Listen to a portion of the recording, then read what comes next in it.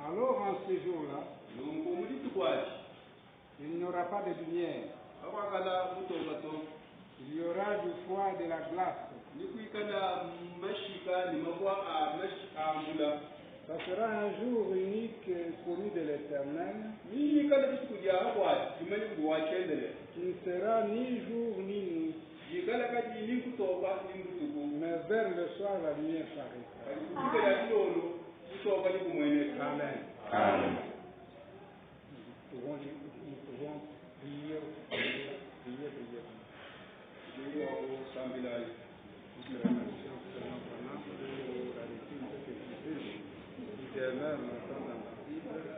Mais qui a été lu par Frère Branham dans son assemblée, comme nous le faisons ce matin. Soyez bien informés de la connaissance en lisant le contexte de cette écriture avec ce que nous voulons voir ce que vous vivez par nous sans miracle. Nous te bénissons, nous te donnons toujours.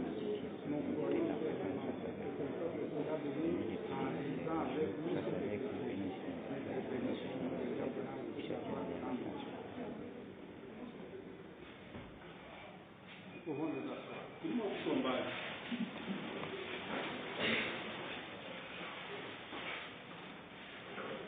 Ce matin, nous allons poser trois questions.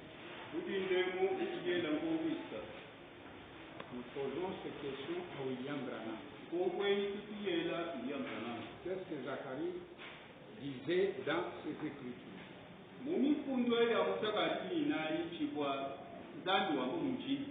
En d'autres termes, nous nous posons trois questions. Que signifie jour obscur et nuageux? La première question. La deuxième question, c'est la lumière. Qu'est-ce que ça veut dire? La troisième question, le soir. Alors Frère Branham va essayer de nous expliquer. Que vos cœurs soient ouverts pour écouter sa parole. Nous prenons d'abord Christ révélé dans sa propre parole. Lisons paragraphe 72. Maintenant, pour étudier l'écriture, Paul a dit à Timothée de l'étudier, dispensant droitement la parole de Dieu qui est la vérité. Il y a trois règles indispensables à respecter par rapport à l'écriture. En utilisant la parole de Dieu, il y a trois choses que vous ne devez pas faire. Étudions cela pendant une dizaine de minutes.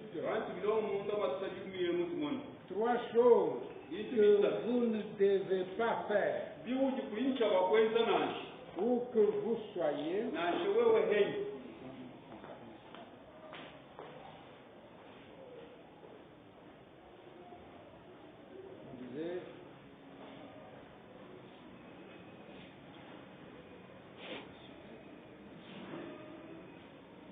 devez où que vous soyez d'un bout à l'autre.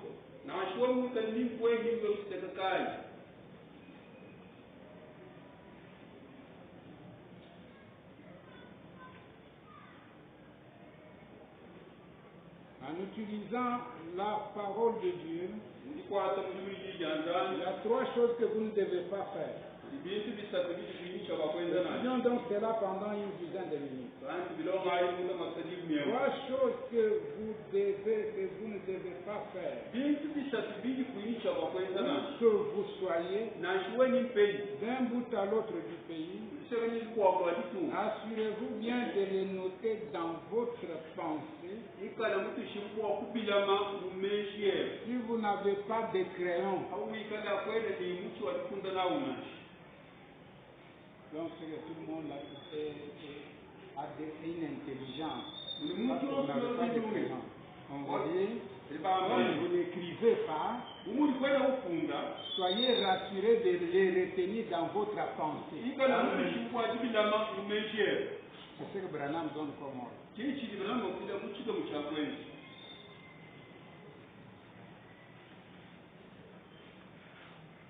Vous ne devez pas faire ces choses. Nous vous disons maintenant ce que vous devez faire. Nous vous disons constamment ce que vous devez faire. Maintenant, je vais vous dire ce que vous ne devez pas faire. Vous ne devez pas mal interpréter la parole. Retenez ça. C'est un ordre du Seigneur. Vous ne devez pas mal interpréter la parole. Vous dites, eh bien, je crois que cela veut dire ceci. Cela veut dire exactement ce que cela dit. Elle n'a pas besoin d'interprète. Vous ne devez pas mal placer la parole. Vous ne devez pas disloquer la parole. 3 choses alors. Mal interpréter. Ce que vous ne devez pas faire. Vous dites par exemple, moi je crois ça, je crois ça. Vous ne devez pas mal placer la parole. Troisièmement, vous ne devez pas disloquer la parole. Et si vous arrivez de faire l'une ou l'autre de ces choses, cela jetterait la confusion et le chaos dans toute la Bible. Remarquez de mal interpréter Jésus dans sa forme de Dieu.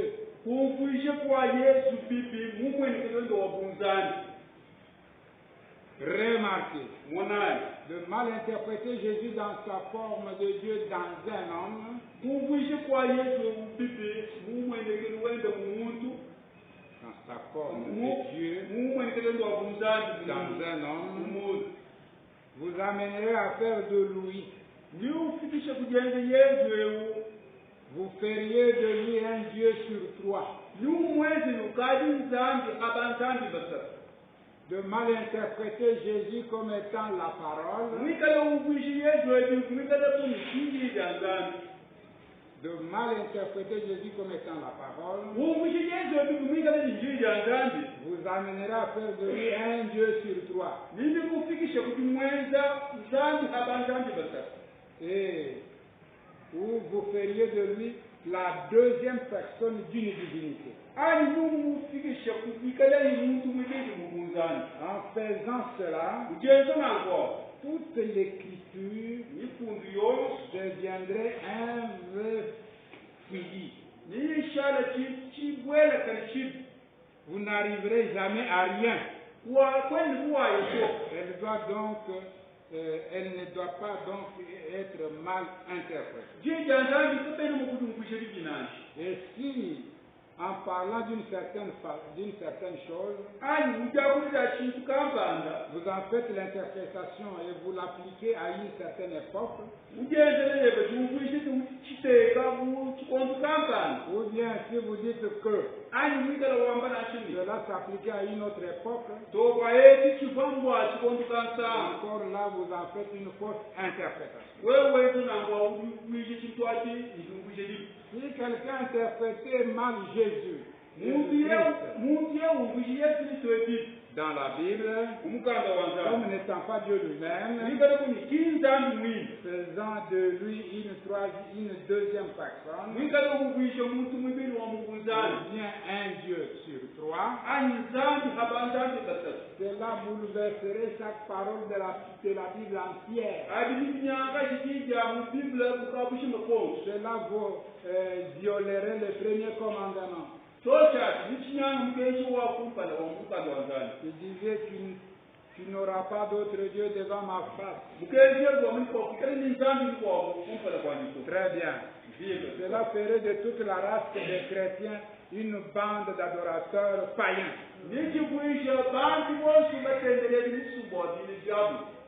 Adorant trois dieux.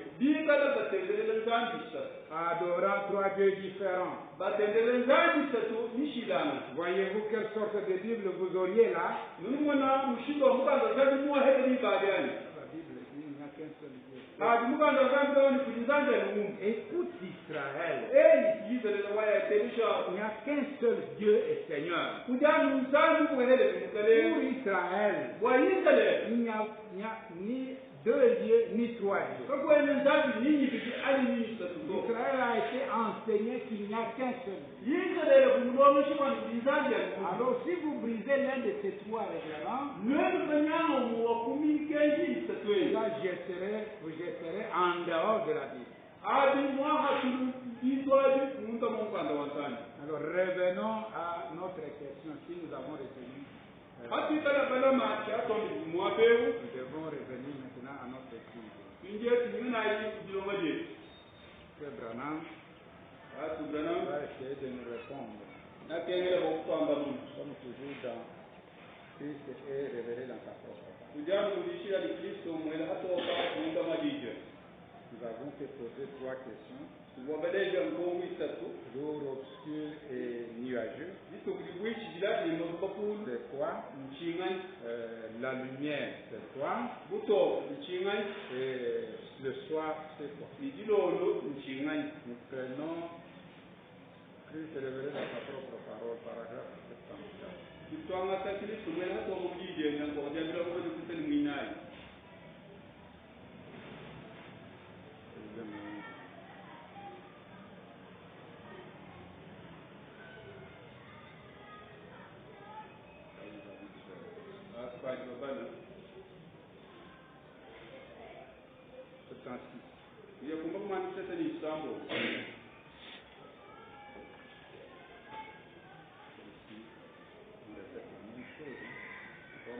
Branham dit, si quelqu'un interprétait mal Jésus-Christ dans la Bible, comme n'étant pas Dieu lui-même, il faisait de lui une deuxième personne, ou bien un Dieu sur trois. Cela bouleverserait chaque parole de la Bible entière. Cela violerait le premier commandement. Il dit tu n'auras pas d'autre Dieu devant moi. Très bien. Cela ferait de la race humaine, de la race des chrétiens, une bande d'adorateurs païens. Adorant trois dieux différents. Voyez-vous quelle sorte de Bible vous auriez là?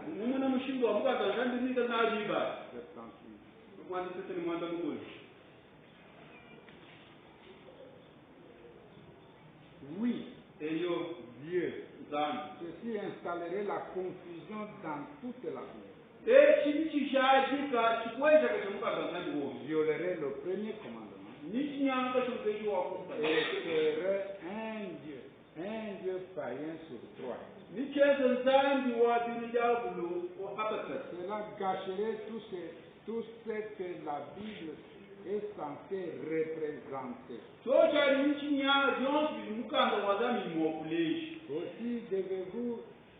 Aussi ne devez-vous pas mal interpréter la Bible. Et maintenant ça, c'est juste une chose.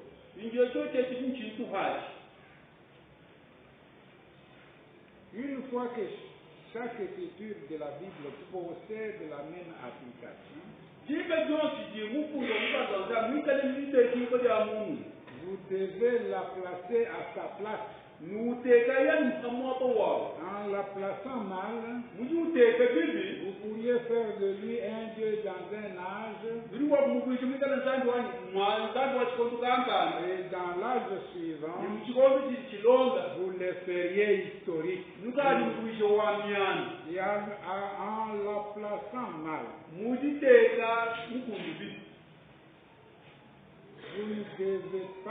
devez donc pas mal placer l'écriture. Il est Dieu dans tout le temps. Si vous faisiez de lui aujourd'hui un Dieu historique, ce qu'il était autrefois, il ne soit pas le même aujourd'hui, que feriez-vous alors de Hébreux 13:8? Voyez-vous, il est le même hier, aujourd'hui et pour toujours.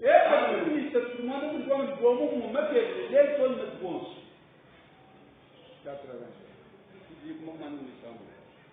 Maintenant, vous voyez donc ce que cela ferait, ce que cela a fait, effectivement fait. C'est déjà fait. De mal placer les Écritures lui fait nier sa propre parole.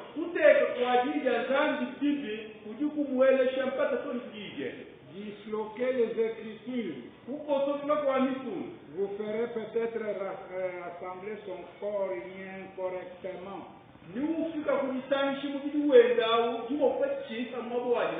Placez le pied où devait être la tête. Ou quelque chose comme cela. Autrement dit, vous pourriez avoir Jésus enseignant le message de Moïse. Vous pourriez avoir vous-même Wesley enseignant le message de Luther. Vous pourriez avoir un autre âge. Vous pourriez avoir notre âge présent enseignant la Pentecôte, enseignant le message pentecôtiste. Vous voyez quelle fille il y aurait des dents. Le pentecôtisme a déjà montré ses couleurs.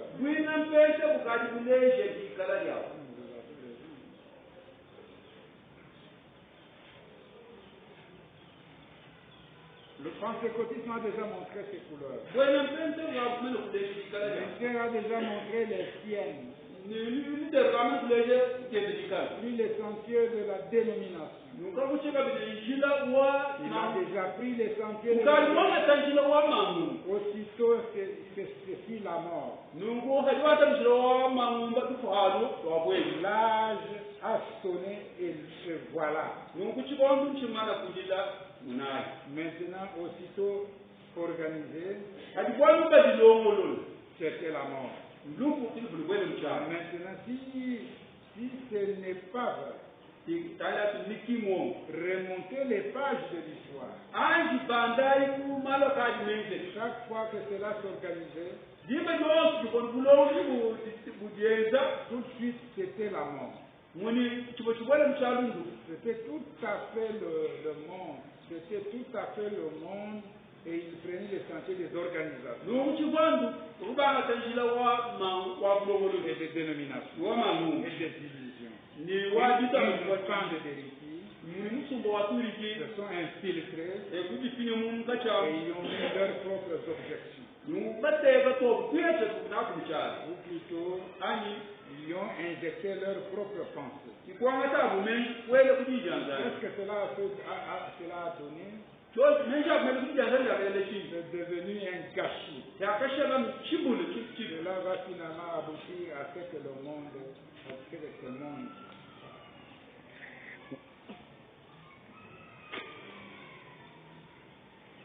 Qu'est-ce que cela a donné? C'est devenu un gâchis. Et cela va finalement aboutir au Dieu de ce monde. Quand ils mettront Satan lui-même sur le trône, pensant avoir en lui un grand leader mondial, il leur apportera la paix.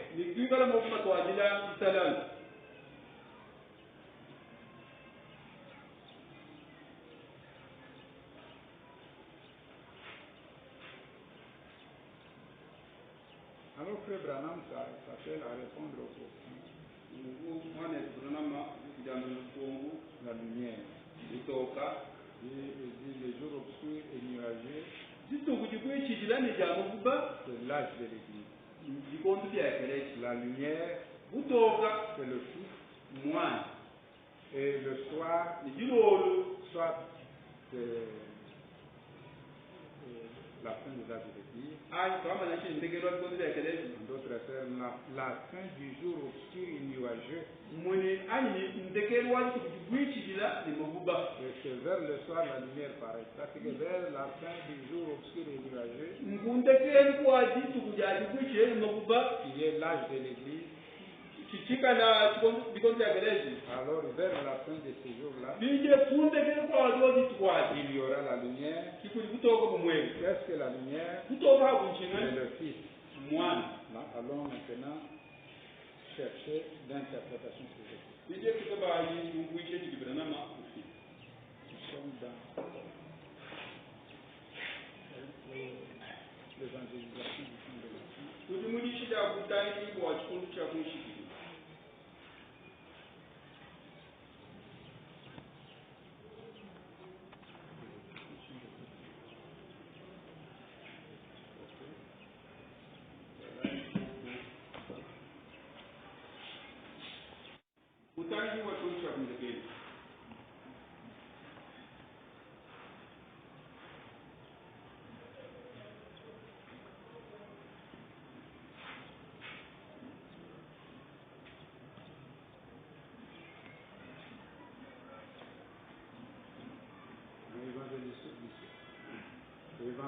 Évangélisation du temps de la vie. Nous sommes à la page 16 du texte.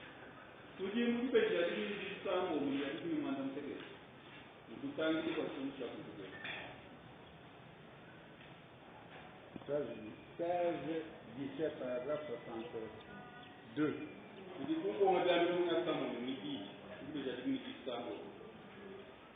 Commençons par 60.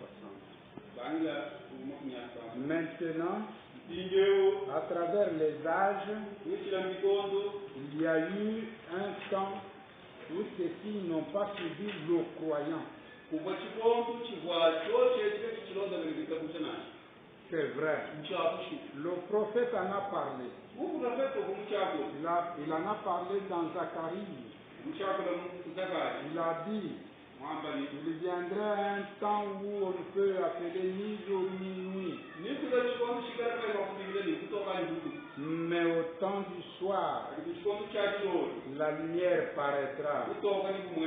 Maintenant, le soleil s'élève à l'est et se couche à l'ouest. Cela ne change pas. C'est le même soleil. Le Fils de Dieu, il est venu à l'est et descendu sur les peuples de l'est. Cela a mis un jour pour voyager, comme la civilisation a voyagé avec le soleil, se déplaçant de l'est vers l'ouest. Et maintenant nous sommes à la côte ouest. Si nous continuons plus loin, nous revenons à l'est. À tel point donc que tout indique sa venue. Nous sommes au temps de la fin. Tout montre que ça n'est fait. Alors maintenant, le prophète a dit, notre prophétie ne peut pas être, ne devrait être l'objet d'aucune interprétation personnelle. Comme Jésus l'a dit, c'est simplement exactement comme elle le dit.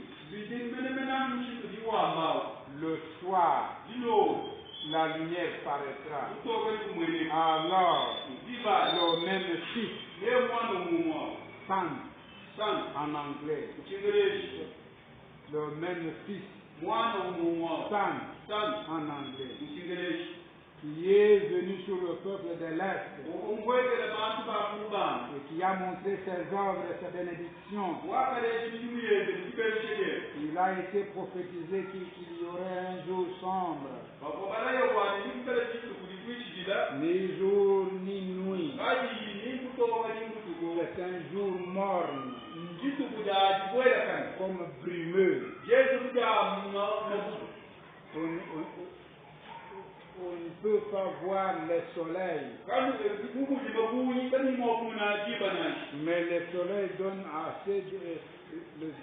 encore assez de lumière. Un peu comme c'est dehors maintenant.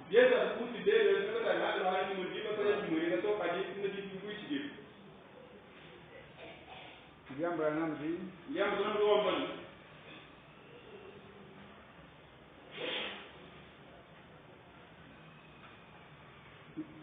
Un peu plus sombre.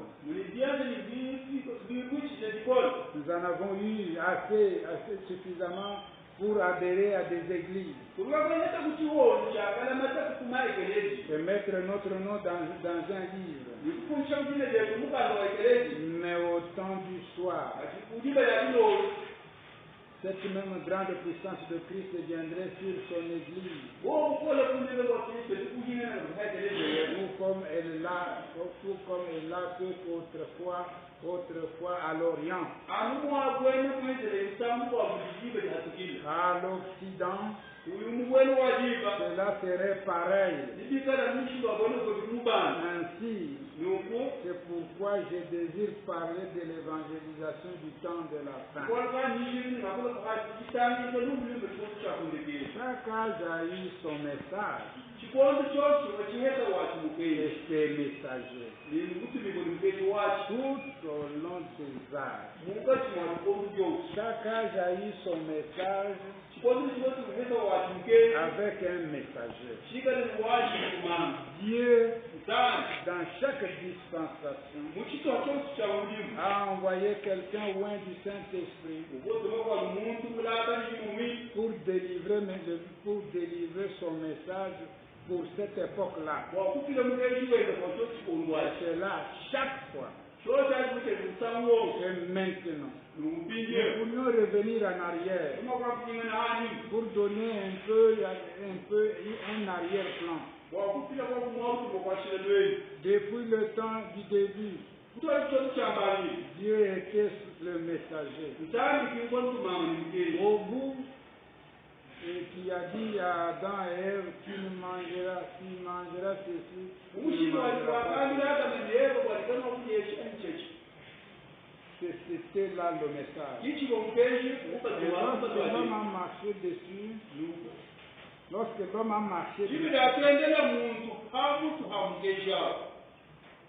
le message de l'heure, cela a amené la mort et le chaos à toute la race humaine.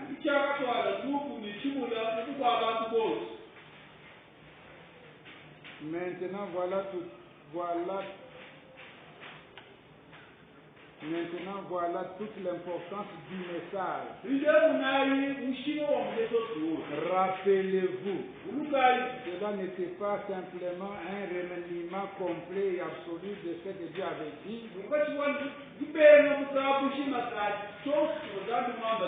que Ève a cru, mais c'était le fait de prendre ce que Dieu avait dit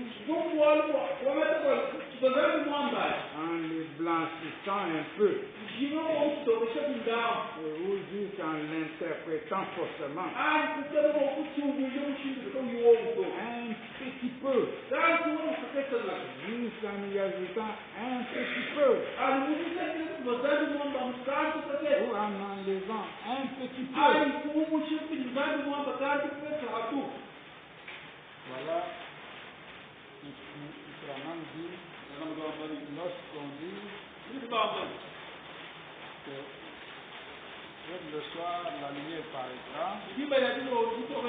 cela veut dire le même Can qui est venu sur le peuple de l'Orient viendrait de nouveau sur le peuple de l'Occident.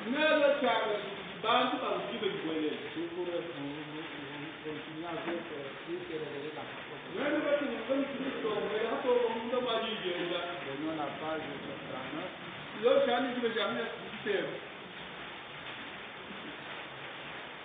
Au verset 151.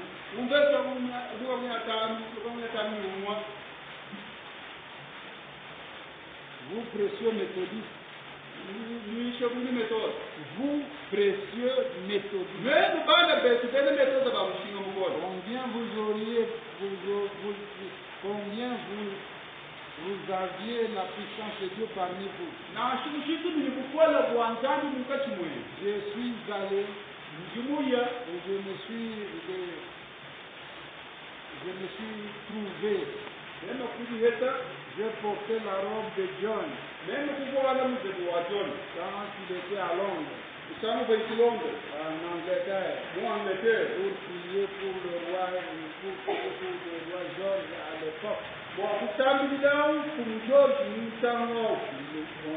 m'a amené à la chapelle de Wesley, où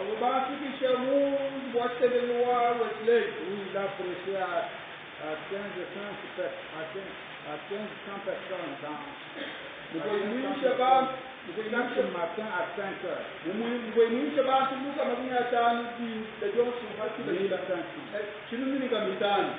Avant que les hommes partent au travail, je me suis assis sur une chaise où il a converti cet organisateur de combat de coq. Je me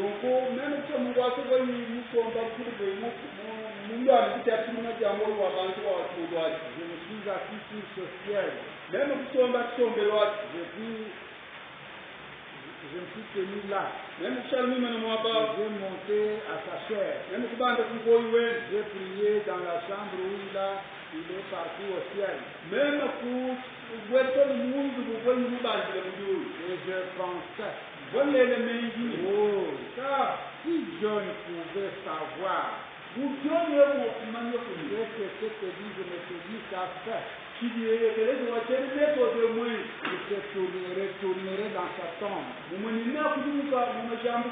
Alors que vous priez pour des malades, que vous aviez de grands signes, alors que John Wesley se tenant là-bas, je suis tenu en ce lieu saint, où il y avait un arbre. Ce jour-là, quand il prêchait la guérison divine, la haute église d'Angleterre,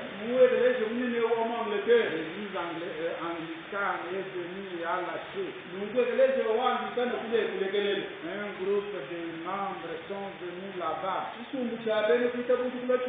On lâchait un renard et une meute de chiens. Ils ont dispersé la congrégation de John. Ce petit John n'a jamais pesé plus de 50 kilos à aucun instant de sa vie.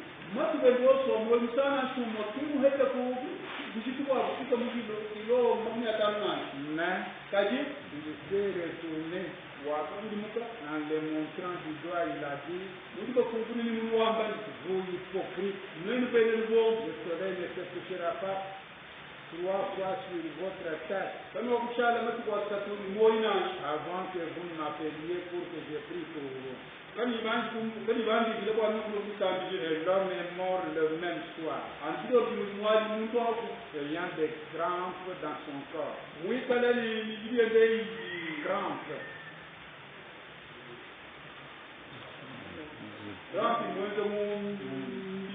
Appelant John pour qu'il prie pour lui. Et il est mort.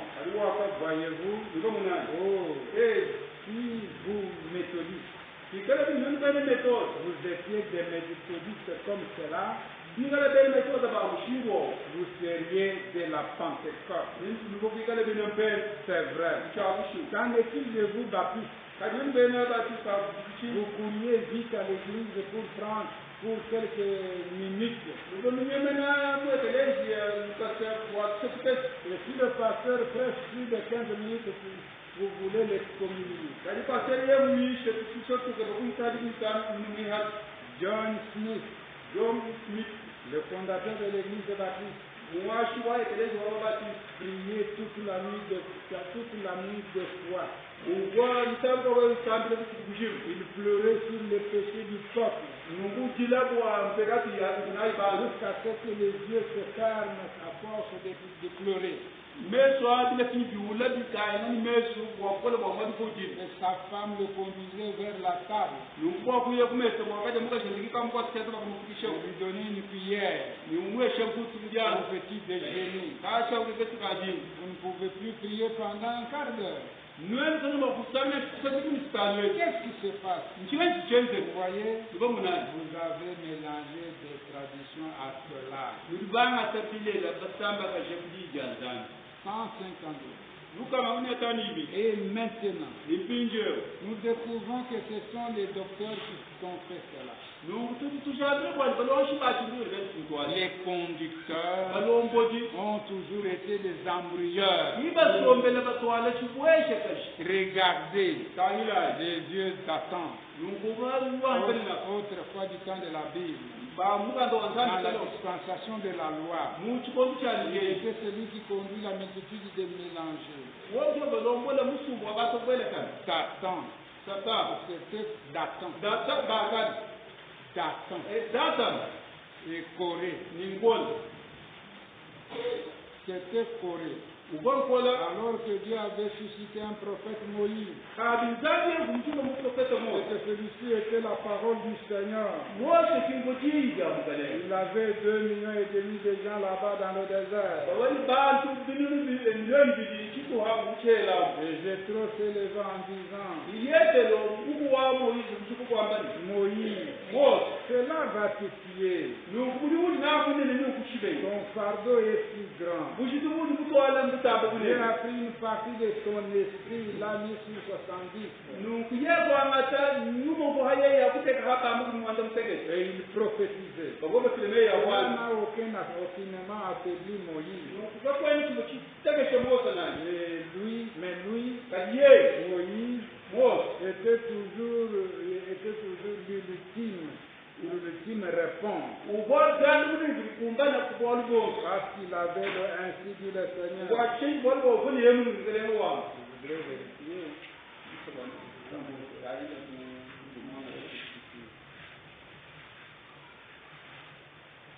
J'étais en train de lire, lui se révélait dans sa propre parole.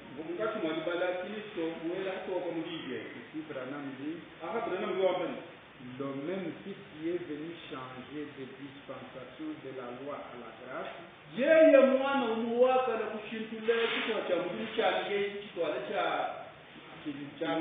il viendrait pour changer de la grâce au jugement.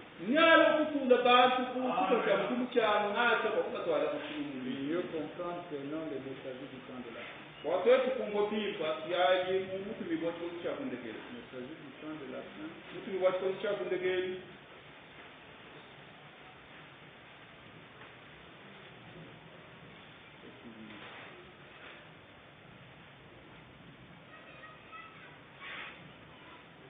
Il s'agit du temps de la fin, nous sommes à la page 6.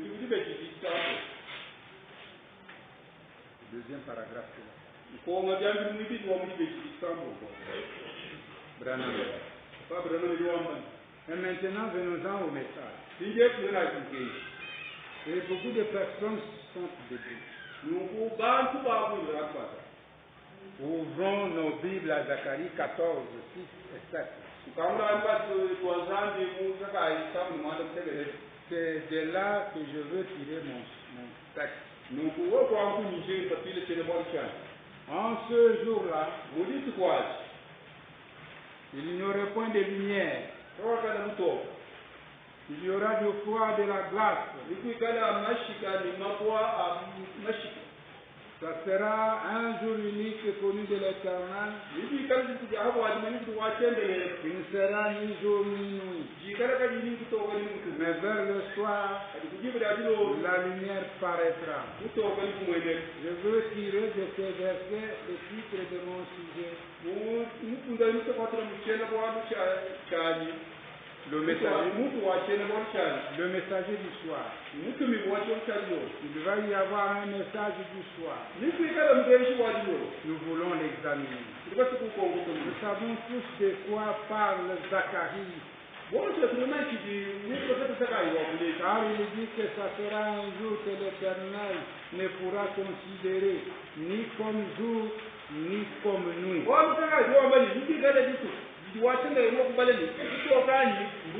Mais il y aura vers le soir de la lumière.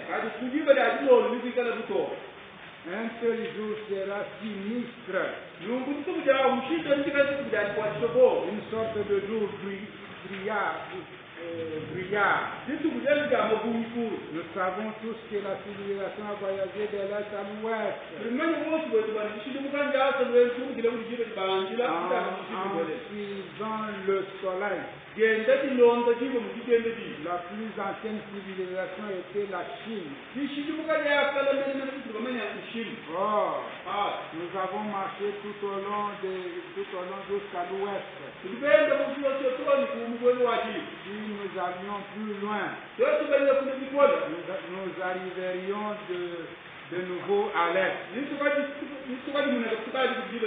avons ainsi terminé le voyage. Et en tant qu'Église, nous considérons que l'Évangile est près d'avoir atteint les extrémités du monde.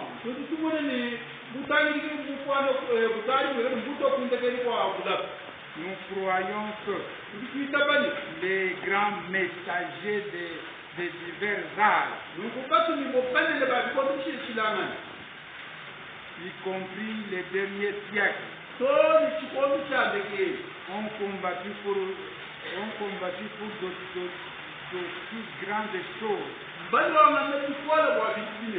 telles que Luther pour la justification,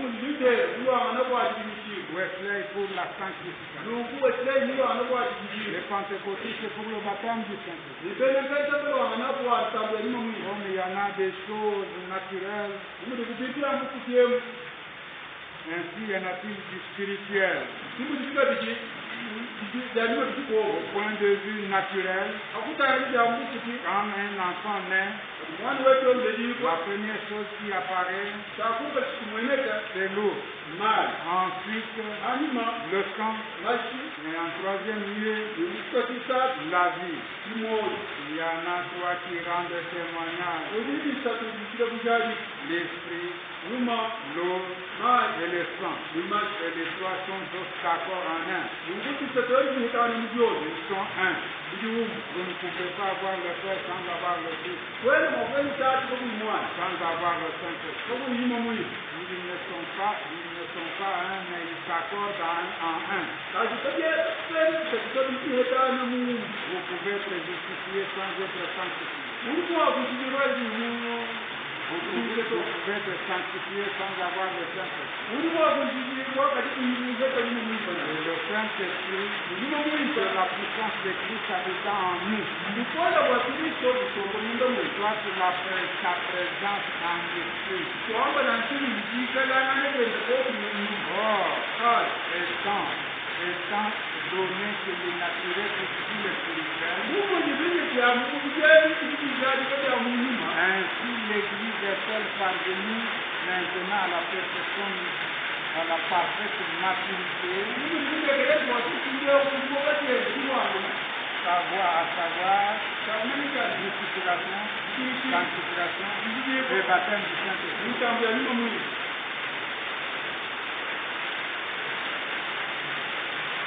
Je suis dans le service du temps de l'Église. ugo mumutumiko wasindika kulegeo Je sais que nous pouvons lire par la page de Dieu. itakai kwatikana kile kya nyuma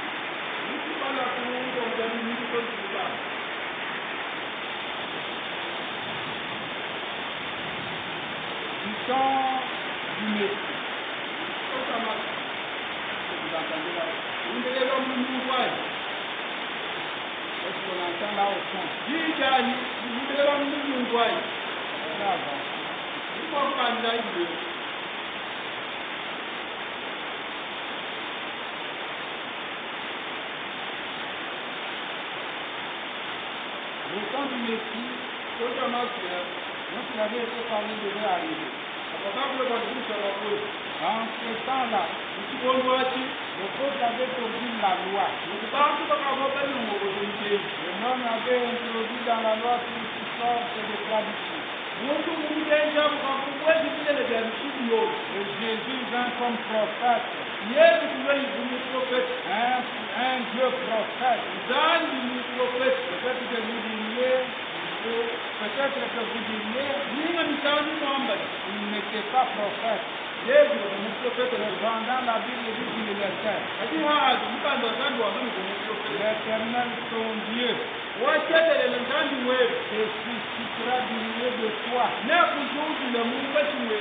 d'entre tes frères, un prophète comme moi, et vous l'écouterez. Dans votre nom de Jésus. Moïse a dit, le Seigneur, votre Dieu, vous suscitera d'entre vos frères un prophète comme moi. Vous l'écouterez dans tout ce qu'il vous dira. Et quiconque n'écoutera pas ce prophète sera exterminé du milieu de son peuple. Il était prophète. Le Dieu prophète, qui a paru au changement des temps, entre la loi et la grâce. Il en avait parlé pendant toutes ces années. Il s'assembla tous les croyants. Christ assembla tous les croyants en son jour. Les incrédules périssent. Tous ceux qui ne crient pas en lui, tous ceux qui crient en lui furent sauvés. Ceux qui ne crient pas son message furent perdus. C'est exactement ce qui était arrivé au jour de Noé. Et au jour de Jésus-Christ. ceux qui méprisaient le message périr. Et ceux qui crient sauver. Et nous sommes parvenus. Depuis le temps de Noé, l'âge antidiluvienne, dans la dispensation de la loi, et puis dans la dispensation de la grâce. Et maintenant, nous en sommes à la fin de la dispensation de l'Église. Nous savons tout cela. Dieu agit ainsi dans les deux dispensations. Il va demeurer le même. Faire les mêmes choses dans cette dispensation. Nous sommes arrivés à la fin de la dispensation de l'Église.